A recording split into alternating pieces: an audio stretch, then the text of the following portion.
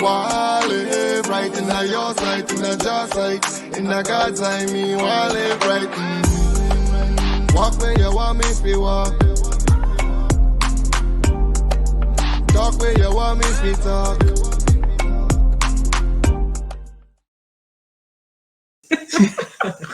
Sorry. Good afternoon, everyone. I said good afternoon to Candace-Joy and everything already, but the mics were muted. Technical difficulties.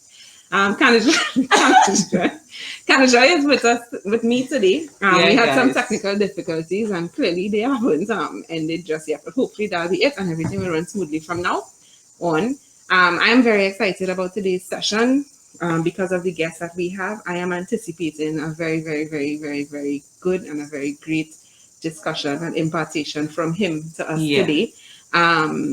So today we're discussing sealing the deal, and the subtopic is preparing for marriage, not the wedding.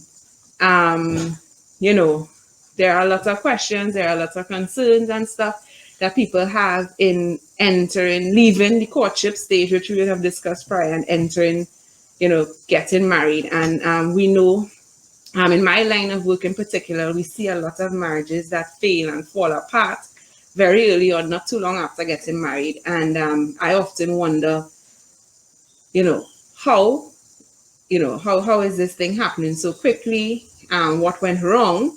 And more particularly,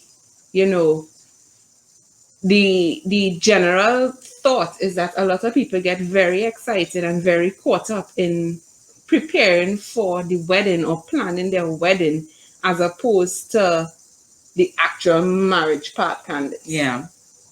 So hopefully in discussing with our guests today, we could get some good pointers and some good guidance as to how we ought to approach the marriage thing. Candace. All right, so guys, I have the honor of bringing in our guest this evening. This guest, Pastor Hamilton. Well, normally I work with NYO, that's National Youth Overcomers, and we have events all the time. And for probably long, let me just say long, for a long period of time, that he will come and he will speak at our summits or speak at our camps, and it truly has been a pleasure. Normally I have to contact him and say, "Hi, Pastor, this is Candace-Joy Griffith, calling to find out if you're available," and he's always available. Pastor Hamilton is always available, always ready to assist, and he has a heart for youth and a heart for people. And he is known for bringing the gems when it comes to relationships. So guys, help me welcome. I don't know if you can probably put some hands in the chat, put some claps in the chat. Help me welcome Reverend Pastor Don Hamilton to our show today. Hi, Pastor. Hi, Candace, and hi, Mateela. Thank you very much for the opportunity to come and connect with you guys. Where do we go from here? Well, Pastor, it's all in your hands, You all right. go ahead and start to share, and then we will ask our questions. Right. So what you can do is, maybe at any point in time, you can stop and throw in the question, comment, disagreement, all that's as part of the mix. Okay. And so let's call it what, 5:25, 5:35. Yes. Right. And how long we'll go for? We go until Pastor Hamilton. Normally we go for like an hour to an hour and a half.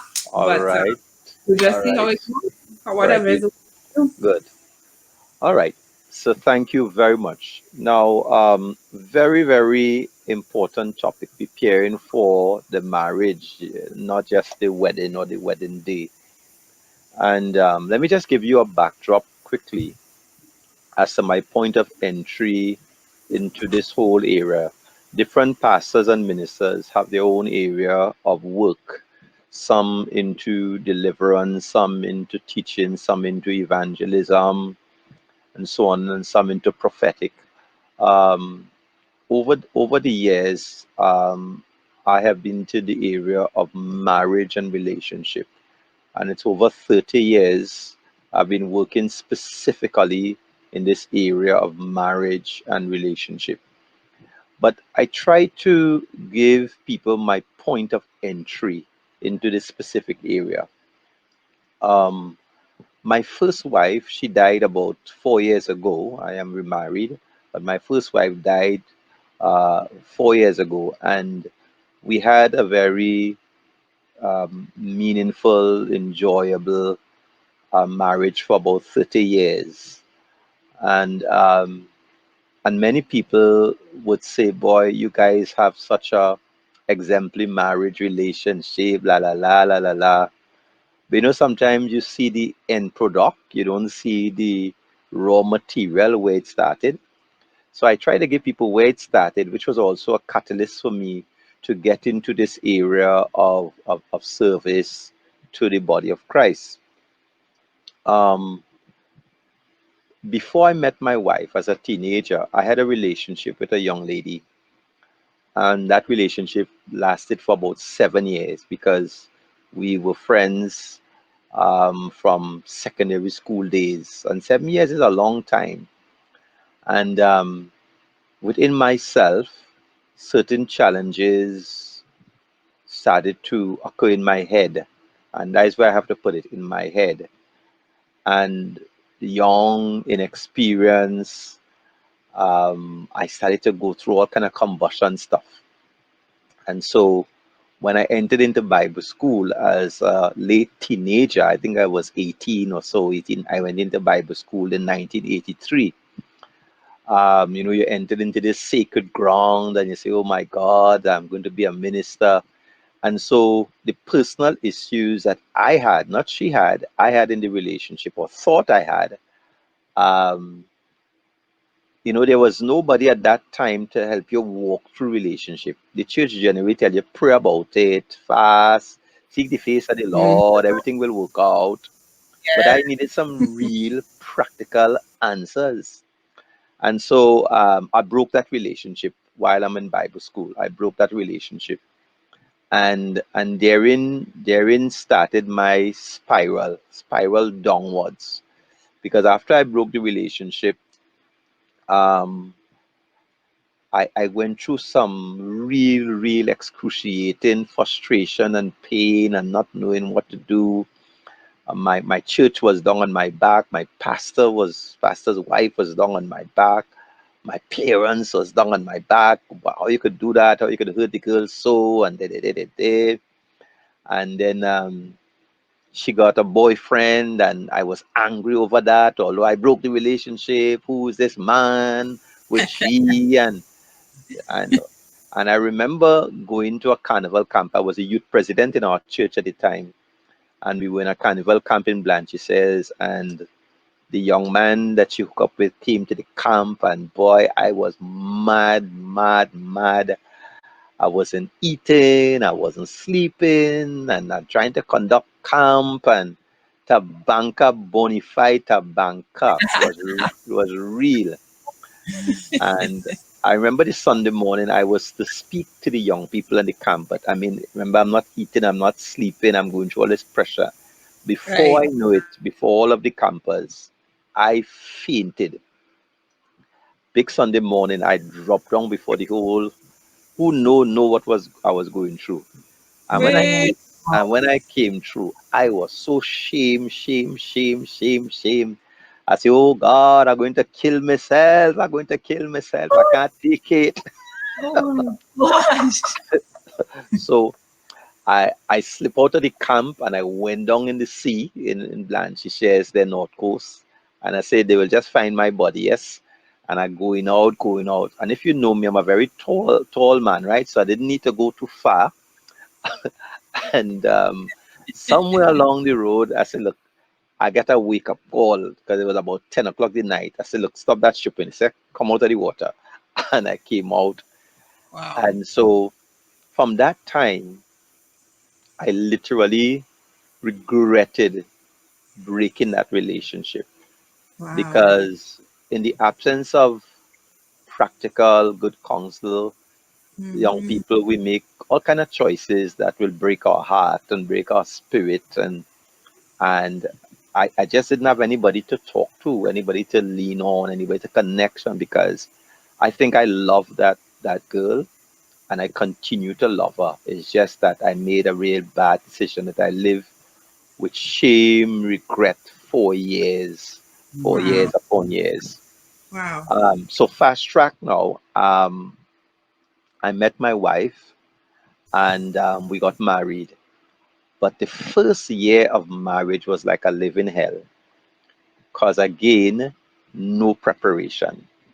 I remember we probably had just about 2 or 3 premarital counseling sessions and nothing of any substance. It just assumed that once you're a Christian and the other person's a Christian, all is marriage material. So all you're going to make Yeah. it.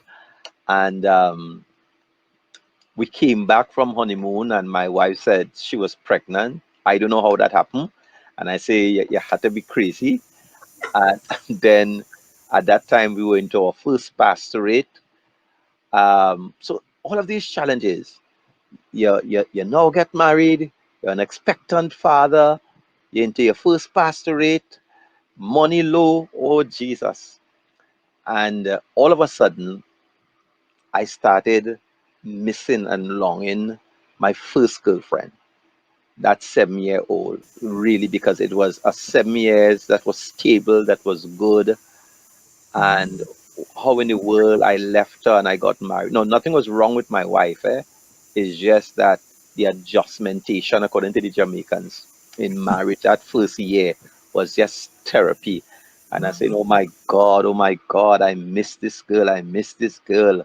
And according to the song, torn between two lovers, feeling like a fool, and all that kind of stuff was happening inside of me.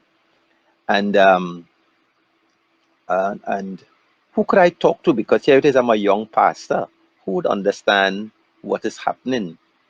So here it is, I'm watching my wife every day with her belly growing with this pregnant woman, pressure on my mind. I turn to her and I says, I really, really do not want to be married anymore. And she looked at me and she says, feelings are mutual. I want to go back home. Oh God, drama, drama, drama. I mean, of course, every Sunday we go to church and we pretend everything is fine because I'm the associate pastor of a church, and everybody think the anointing upon me. But pressure, pressure, pressure, pressure home, pressure home, pressure home. And I keep saying, boy, why couldn't somebody warn me? Couldn't somebody tell me about this? And I really started to cry out to God. He had to do something, some kind of something. And so the senior pastor invited a minister to do a week of deeper life. And all this I'm on my entry point. I ain't start my talk yet. And of all the topics the person did in the deeper life is family life, how family should function, how a man should treat, how a woman should treat, and as if every night the preacher spoke like they were peeking into my bedroom, peeking into my life, peeking into our marriage. And what was very, very difficult that week, the pastor had asked me to be the chairman for the week. So here it is, I'm chairing the program, my wife in the audience, and hell breaking out in the house. And of course, I playing the nice hypocrite every night to wrap up the service. But God has spoken to our hearts tonight, and the normal thing we just say, thank God for the word and la la la. And my wife watching me cross-eyed because nothing happening at home, you know. And the last night of those meetings, the minister made an altar call. All those who are having problems in their marriage, come forward to the altar for prayer. Well, me ain't going no way because me is a preacher and how I go look. And I Yes. was so glad I was on the pulpit already, Right. assisting assisting the visiting minister to minister to families, praying for Yeah. them and all kind of things. So I say, whoosh, I got away. Mm. But to my big surprise, My precious little wife left the back at the church with she pregnant self, walking down the aisles. I could still see her crying, Oh boy. bawling, with her hands on her back. Like you know how you ladies walk with your belly out and your hand on your back, akimbo kind of way, and she walking down crying. When I saw her coming out, I say, "Oh Jesus, oh Jesus, oh Jesus, not tonight, not tonight, not tonight." So I'm trying to catch her eyes to say, "Go back and sit down, go back and sit down. You're embarrassing me.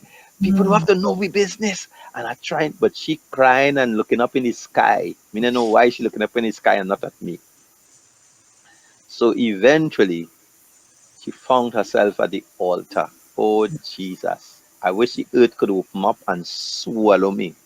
Wow. So she was on one side, I moved on the other side of the altar, you know, and she was there crying, crying. And I felt like the whole church stopped what they were doing to Makowi business. I really feel so. Everybody was looking on, what that Sister Milton at the altar, falling on the place. She pregnant. What pastor doing she? And oh God.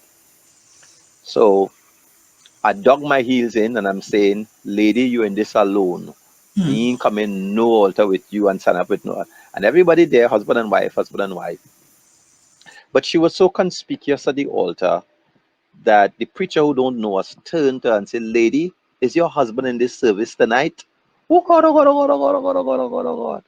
Look, Jesus. And then I saw the dreaded finger raise and point in my direction. See him there, look my husband there. Oh God. And the preacher then turned to me almost with a little rebuke. You know, you on the pulpit here, go down and stand with your wife for prayer. Jesus, Jesus, Jesus, Jesus. And you know, I was angry, embarrassed, deflated, frustrated. Even right there at the altar, I started saying, whispering to her, I say, wait until we go home. I go deal with you. Right at the altar there in the church, eh? And I can't remember how that service actually ended, but we went home in silence because something happened in my heart. I don't know what it is. Something happened, and I came away from that with several lessons that changed my course. One, if we're going to be healed and do it right in relationship, we have to be authentic. We have to be real. um, Pride and imaging and all those things cannot be part of your cocktail because we all go through our own stuff. But a lot of people are silent sufferers in their relationships because we try to do it alone. I learned that. The second thing I learned was if you don't turn yourself in, God will come and get you. You don't turn yourself in because a lot of marriages, I know we're talking about the single, but a lot of marriages they're in problems and we don't want nobody know we business. But ultimately when a marriage break up, everybody know your business, especially we men. We proud, we don't want I a big man, I can handle my stories, I don't want nobody did it. And so humility is a critical ingredient to say, hey, I need help or I don't know. I you know. And the third important lesson I learned is that the church seemed ill prepared to deal with relationship issues. We can talk about deliverance, we could talk about everything, you know, and thing, but once you begin to talk about relationship, people seem to be ill prepared. And so I said to myself, I says, you know, this is an experience that can serve like a catalyst for me, where the same way how God came and get me in grand style, is there any way I could help people in their journey as they walk, as they talk, as they integrate, as they understand relationships? this idea of trying to give the impression that we're all together and we never get man worries and woman worries and heartbreak is really a facade. Yeah, It's not real. It's not definitely. real at all. Mhm. So let me close off this introduction of my point of entry with a piece of the story I deliberately left out. And sometimes I try to be very sparing with my story because it involves other people. All right. In between my wife and that 7 year old relationship, I encountered a person in my life, whether it is love on the rebound or whatever. But that also happened and it didn't last at all. It did not last. It was exhilarating for the first few months because it was something new and something different. But then there were certain qualities that were coming up and stuff that was happening inside there that it was saying to me, no, no, mash your brakes, no, mash your brakes, turn around. But it's difficult because after you give people your word and people, they say, but you like a womanizer, you're a player, you move from one person to the next person, and I have to honor. And so what I did, I said, you know what, I need to be true to myself. I made one mistake into a second mistake. Let me honor this one and man up properly. And so I manned up properly and I went to the young lady's parents and said, listen, I don't think this will work. And they called for a family meeting. Drama. But I say, as man, I have to take it because I said, yes, now I am changing my mind based on my own sense of coming to my space. It's better to make that decision now than to go into a marriage and you have another set of drama. And so I remember that very night of the conversation, the girl's mother, myself, and her, we sat in the living room and I was expressing what is what and how I felt and why I think it can go forward. And the girl was so distraught, she leapt from where she was sitting, collar me, and start to slap me in my face like a going out of style, bust me mouth, fling me glasses in a corner. Oh my Oh God. God! You ever get a licking yet? You get. So I man up and I take my blows. Oh, we are good friends now. We are good friends now. We are good friends now. Uh, uh, we always laugh years after I was at CLC in Port of Spain, way down in the back, and I saw her coming through the front door at CLC. That's after the first licking. And I froze and I say, oh Jesus, I get in a cocktail in tongue today, today, today. But we look at one another, we laugh, we laugh, we laugh, we laugh. We are good friends now because we have grown up. So as young people, we make bad choices and mistakes and so on. So it's out of all of these spaces, and I try to be as transparent because I am not concerned as to how a person may perceive or want to judge me. That's all right. That's other people Right. have to manage that. I manage me, Right. Yes. and in so doing now, I try to create now a very authentic place and space for people to speak about relationships, to grow, to become, to experience conflicts and difficulties and so on, and so that we could create authenticity in in relationships and marriages. So I'm going to pause here. That was my point of entry, and what I want to introduce before I pause is that over these past 30 years, I have seen in terms of the preparation for marriage two main tasks that people ought to work on. Two main tasks, and that is what I would want to cover.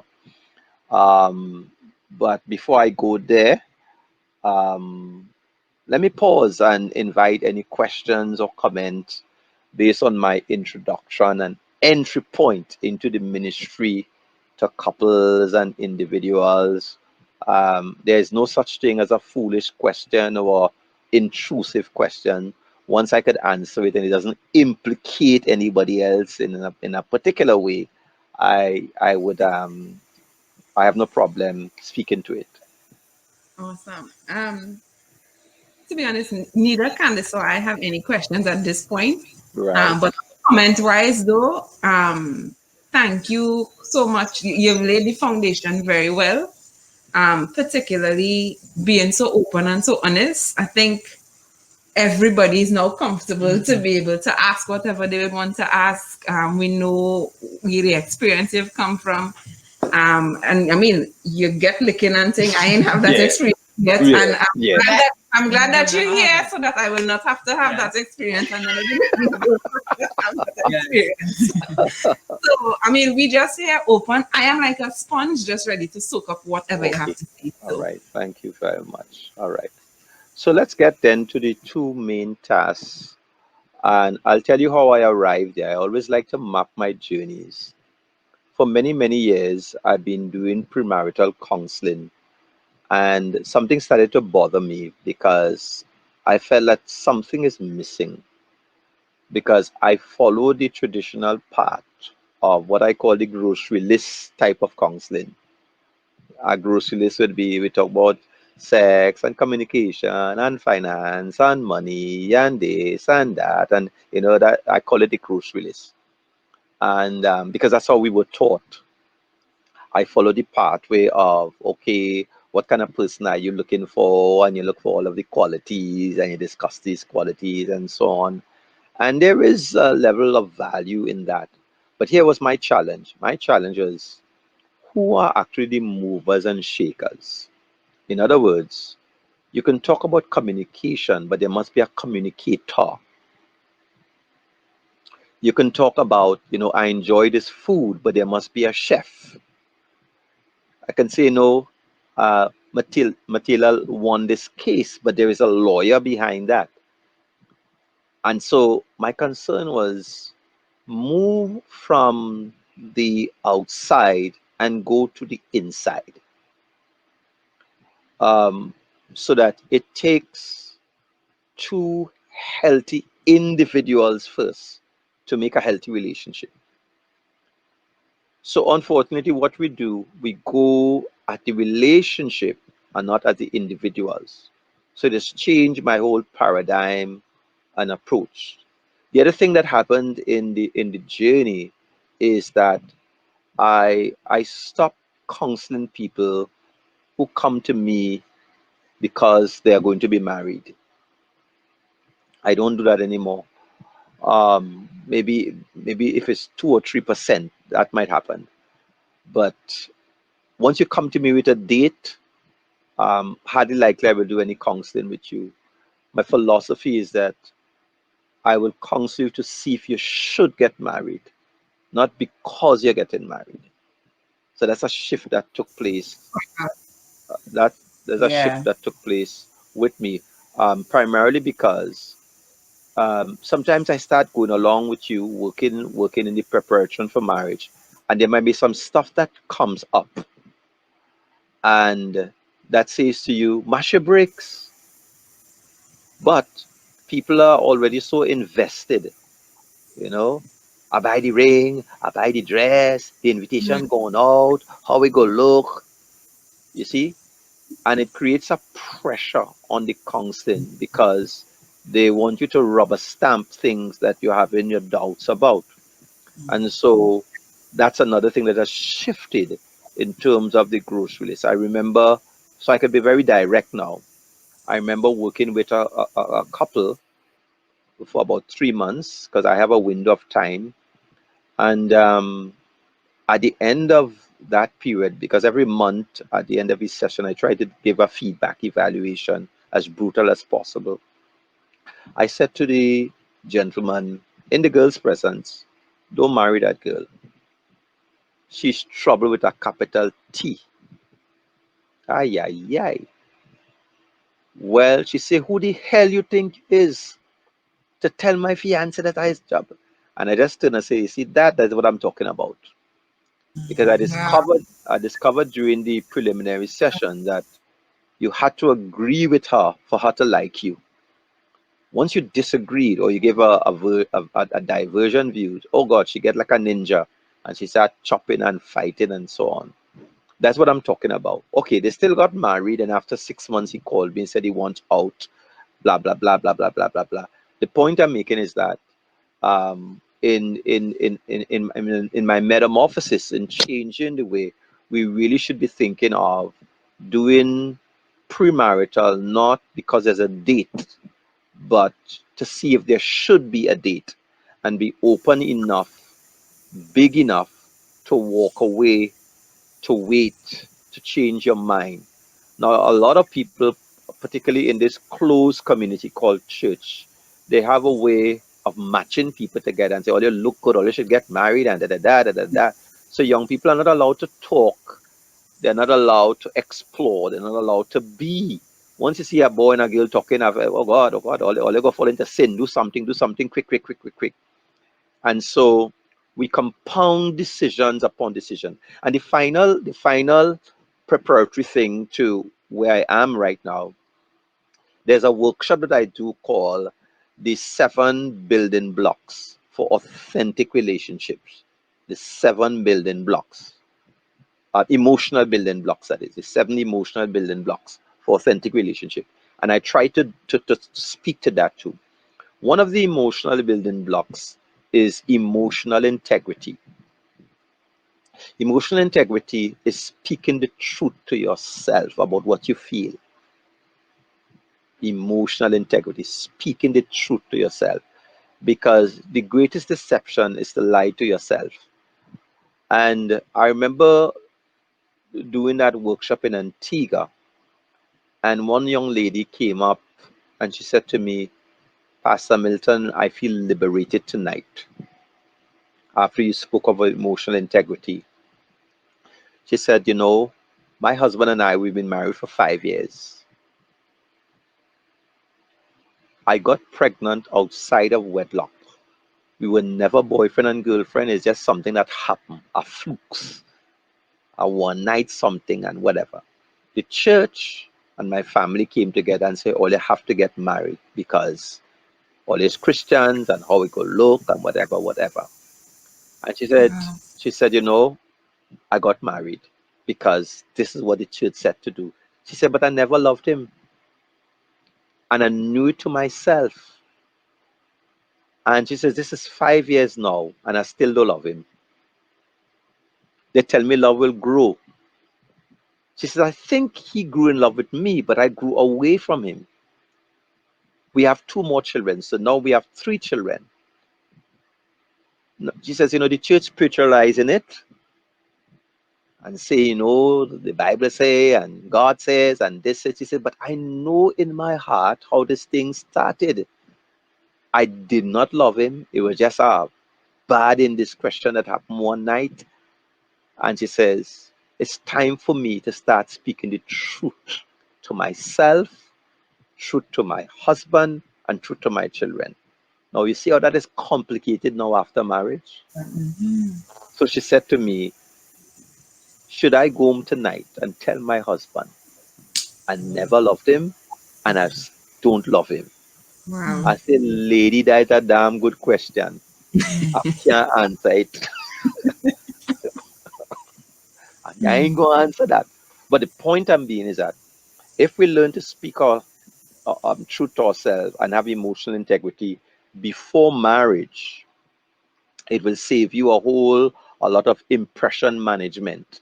Because we try to impress people, make them see this, make them feel that, and we have our doubts and misgiving. So with the conversion of these 3 things, I have evolved into these 2 main tasks that I think people should, singles should be.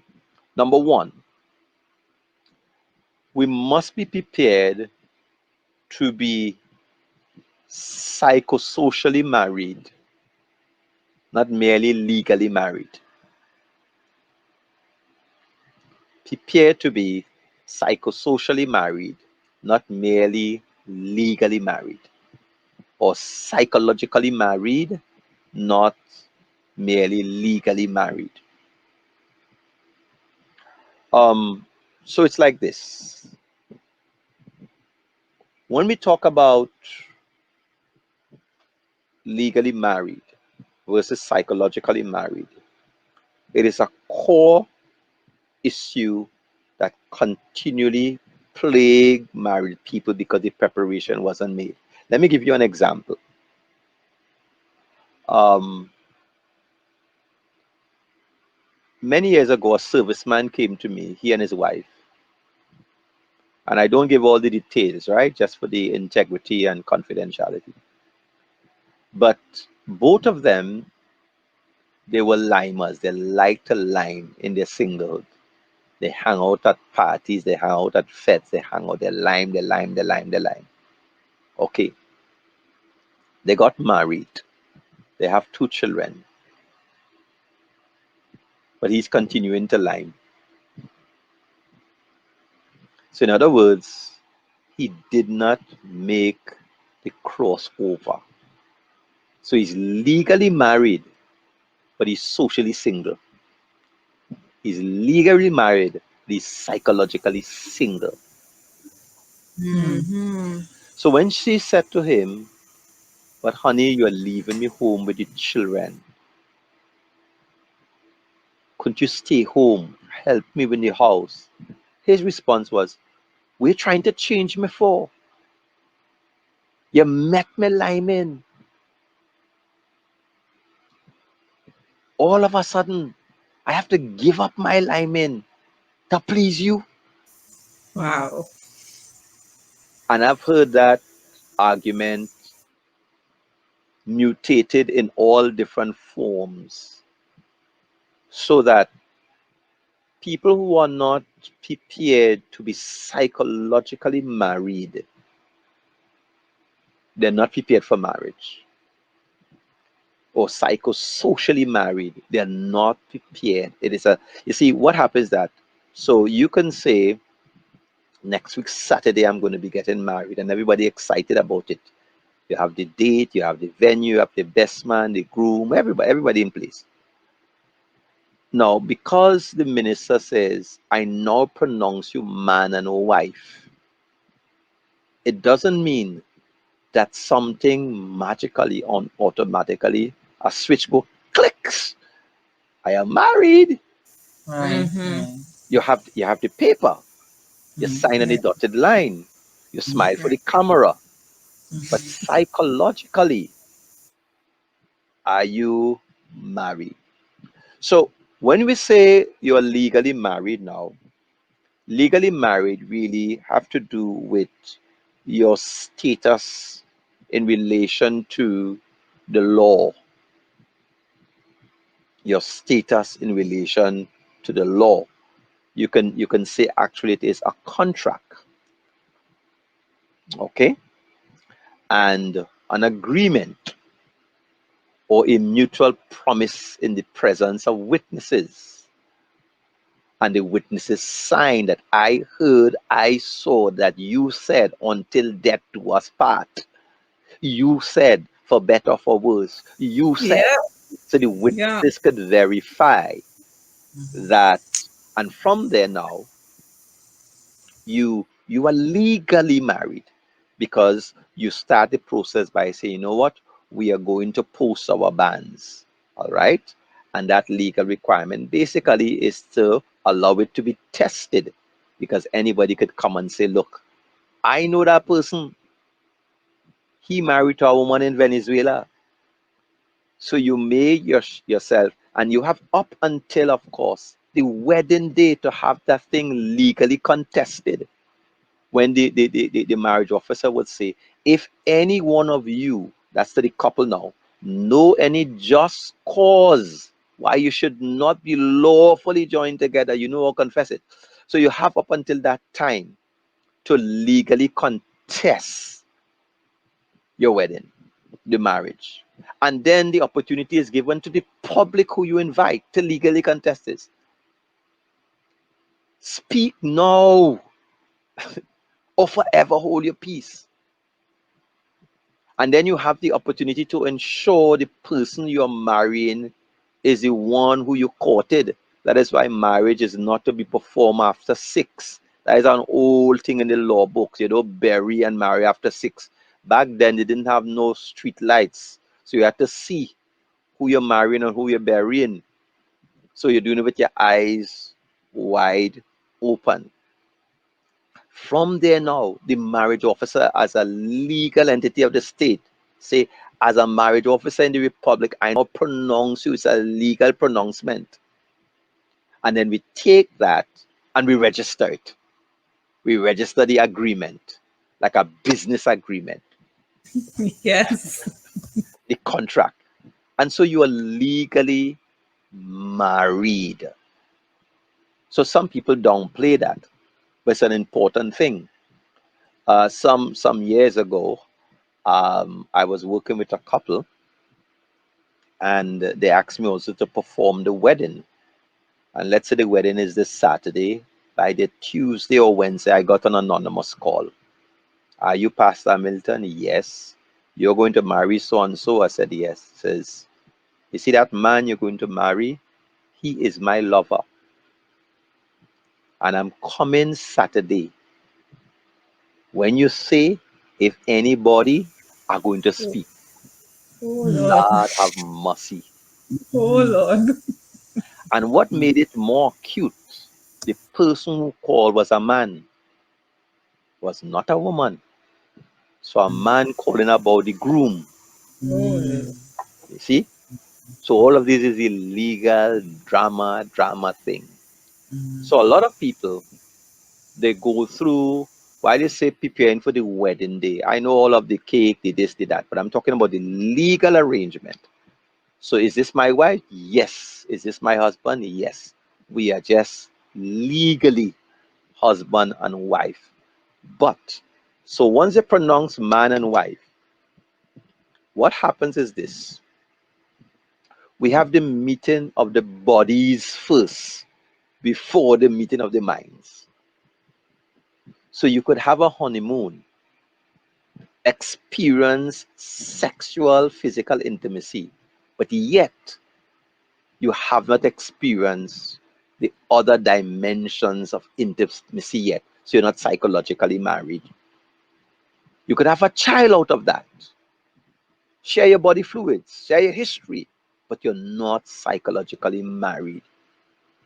So I've used that to express then the whole matter of a legally sanctioned contract or agreement that almost any and everybody could have. But that was not God's intent for marriage. God's intent says the two shall become one. Notice where God starts with the individual. That's what I'm saying. You start with the person. The two Right. Right. persons shall become Yeah. one. Yeah. So, so that my concern was, hey, if God says the two persons shall become one, why aren't we not treating with the individual and what's happening inside of them? You see, there are some marriages that should not have taken place at all. And I'm not talking legally. You see, you could marry legally for financial benefits, for contract, to get your green card, and all the other stuff. But psychologically, certain marriages should not have happened. Why? Take this for example. Let's say someone is still a child in their thinking, in their behavior, in their attitude. They cannot be psychologically married to an adult. You'll find yourself that you're minding your son or you're minding your daughter because you're not psychologically in a place to make the transition to this adult relationship. I have seen so many people, they could play act as if they're adults and play act. But after marriage, you begin to see, but wait, I cannot be bonded with this person. The truth about it, there are some people who are spiritually, mentally, and emotionally unwell, and you have to run far from them. You could be legally married to them, but you cannot be psychologically married because they are mentally incapable. I'll give you a couple examples of this. Um, this young lady, she was with this gentleman, and she was having her doubts, and they came to chat with me. And when I met the guy and I chatted with him a few minutes, I asked him if he could step outside, let me chat with her. And my chat with her was 30 seconds. I say, run like hell. Because what happened is that she was trying to get out of the relationship, and he was so distraught that he took a razor blade and he cut two massive teardrops under his eyes. Now, when I saw him, he looked like a rock star, and I thought was some maybe marker or some kind of tattoo. And when he started to explain that, no, that's his scar, a permanent scar under his eyes to show her how much she hurt him. He not mentally well. He cannot be psychologically bonded to her. So you could have what is called, you may be of the same faith, same belief, but you're incompatible in terms of the psychological um, adjustment. And that you could have psychological or psychosocial adjustment educationally, and that could create problems. You love the Lord, but something is not right. It's like a relationship I had to work through. This very bright academia fell in love with a guy who never finished school. Both of them are Christians. Both of them love the Lord. But I'm telling you, the two becoming one was a massive journey. And because he did not have his own mental framework, perception stretched, he operated on a primary school level of thinking while she engaged a framework of conversation that he had no idea. So he's always suspicious of her, always thinking she's trying to outsmart him with the money because he couldn't count. Always. Now, sometimes in session, I have to keep a poker face. I don't play poker, but I have to keep a poker face. This is serious face, because the proverbial straw that broke the camel back here is that he's complaining about she's keeping him away from her friends and like she have a man and da da da da da. So she decided to carry him the Christmas party at the job.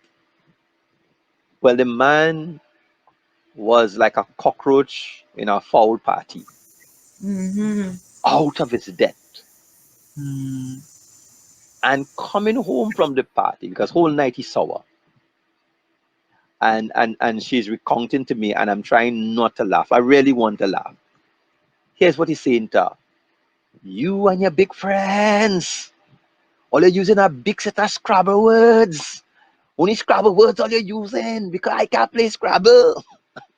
And going on and on and on. So your compatibility is deep there. So you have to assess the psychosocial readiness, capability.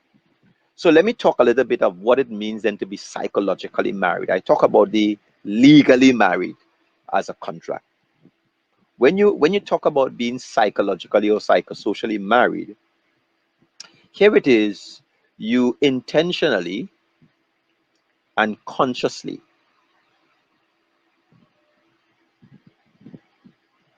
put to death in yourself your ways of being socially, cognitively,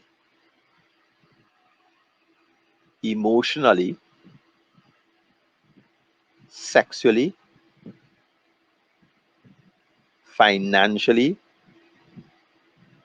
spiritually, and behaviorally single without losing who you are. I'll go that over. That's why I wanted to put up the slides, right? So when we say a person is psychologically married, you intentionally and consciously, you begin that process of putting to death in yourself your ways of being socially, cognitively, emotionally, sexually, financially, spiritually, and behaviorally single without losing yourself. So it sounds like a contradiction. I was just asking myself the same thing, like how you lose it, how you doing all of that without losing yourself. Right, exactly. And that is the task. Notice this, the Bible says the two shall become one, not two halves. I see some people walk with these little chain where one partner have half of the heart and the other person have, that's a broken heart. You are a single, whole, complete person. And if you try to get your completeness in somebody else, obviously, what would happen? The person might recreate you in their own image and likeness. So when we talk about not losing yourself, here it is, all of us need autonomy. So notice I use some keywords, you intentionally and consciously. That's you doing it. So you love because it's a choice. You have a right then to withdraw socially. You don't lose that power. You have a right to withdraw financially. You don't lose that power. You have a right to withdraw spiritually. You don't lose that power. So you're becoming one, but you are maintaining your autonomy within the relationship. And what you do is that of a choice, not a merger like a Siamese twins. You see, what happens is that if you, as a single person, don't know how to live by yourself, you're not ready to marry. Some of the most lonely people in a marriage, why? Because they went into marriage assuming that marriage will fill a dimension of themselves that marriage was not designed to fill. Yes. You see? So how do you keep yourself? How do you remain? You remain with your sense of autonomy, your self-governing, your self-regulating, your self-thinking. And whatever you do with you do it because you choose to do it. I choose to love you. I choose to give myself to you. I choose. Now, if you lose that, you will be subjected to abuse. Why are you subjected to abuse? You lose your sense of your identity, who you are. And one of the things abusers do, abusers try to make you believe that they determine your reality. They determine your future. They determine your life. You cannot go on without them. And when you cannot go on without somebody, that means that bonding was not a healthy bonding. It was an enmeshment. So you become enmeshed with a person to the extent that if they fall, you fall. If they get up, you get up. No, no, no, no, no, no. So the question about what appears to be a contradiction, I want to use the analogy that is used in the scripture. We are one body but different parts. One body. So guess what? The hands, left and right, they are independent of each other, but they are one. The feet independent, but they are one. And so you keep your independence, but you maintain your interdependence because each part have a function. So when you talk about becoming psychologically married now, you're moving beyond pen and paper to appreciate interdependence, interconnectedness. And so you become bonded as one. So that's the first task I just gloss over. There's so much to be said about it. And this first task really have to do with a journey that it's not like a magic wand that you got married and kapoof, it happens. It's intentional, it's progressive, it's conscious. Now, just to get to the text of scripture, in Matthew 19:5, it says, the two shall become one. Now, that verb shall become, just to do a little grammar, verbs carry voice. You have the active voice, that's when the subject is doing the action, like the man is running. Okay? You have the passive voice, that's when the subject is being acted upon. The chair was sat upon. The subject chair, the action was done to the chair. And then you have what is called the middle voice. In English, we call it the reflective voice. That's when the subject is acting upon itself. So if you say, I am brushing my teeth, that's the reflective voice because the subject I is doing the action upon itself. So I was checking the Greek construction of Matthew 19:5, the two shall become one. It is actually the middle reflective voice that is used here in this verb, where the parties must act upon themselves to bring about the oneness.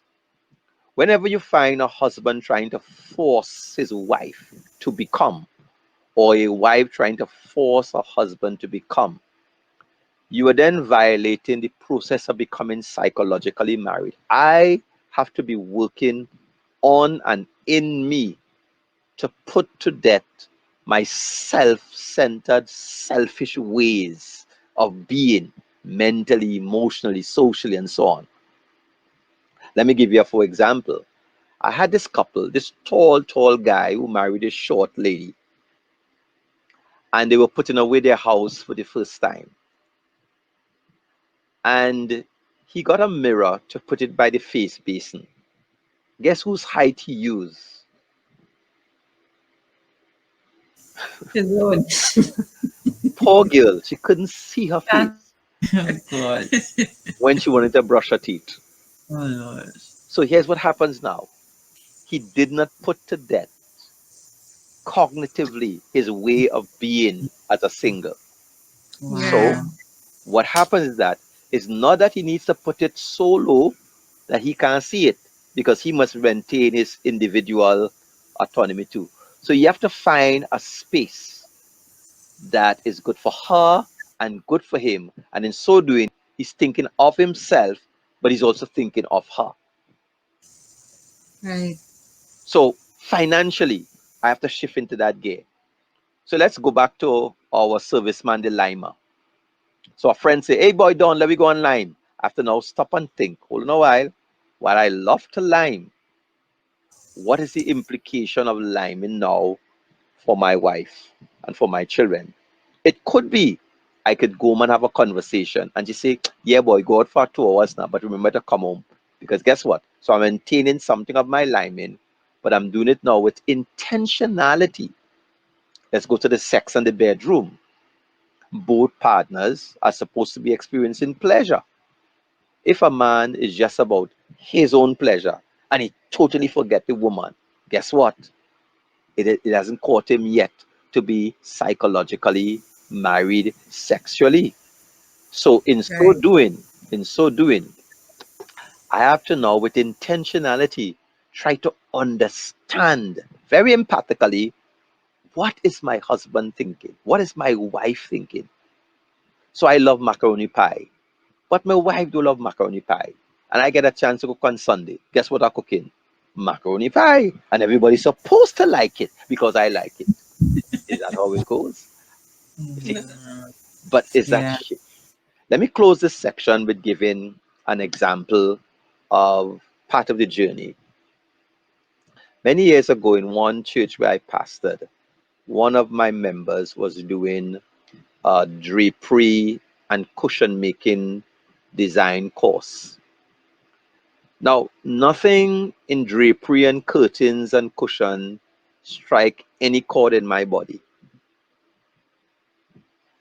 Okay? And she asked me if I could come to her graduation. And I'm having a vision of sitting down for hours, Uh, hearing about curtains, hearing about cushion, and so on and so forth. So I was checking my diary and I could confess my sins, hoping that something was in the space there. Lo and behold, the space was blank. Pastor, you free on that day on this time? Yes, I am. So I'm coming.